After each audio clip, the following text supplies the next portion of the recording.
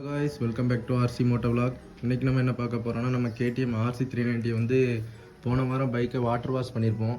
Water wash பண்ணதில் நான் சொல்லியிருப்பேன், அதில் டிஸ்பிளேயில் எதுவும் வாட்டர் படாமல் வாஷ் பண்ணணும், இல்லைனா அதில் இண்டிகேஷன் வந்து சரியாக காட்டாமல் போயிடும் வாட்டர் உள்ளே போயிடுச்சுன்னா அப்படின்னு.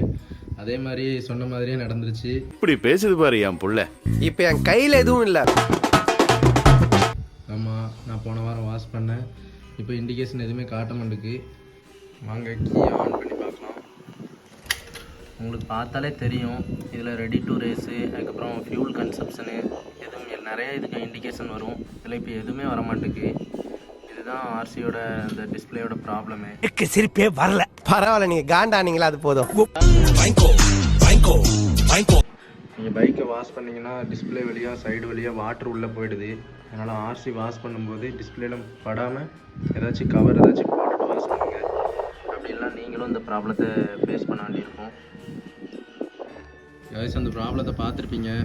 அது நம்ம எப்படி சரி பண்ணுறதுங்கிறத இன்னொரு வீடியோவில் சொல்கிறேன். வீடியோ பிடிச்சிருந்துச்சுன்னா லைக், ஷேர், சப்ஸ்கிரைப் பண்ணிக்கோங்க. Thank you guys.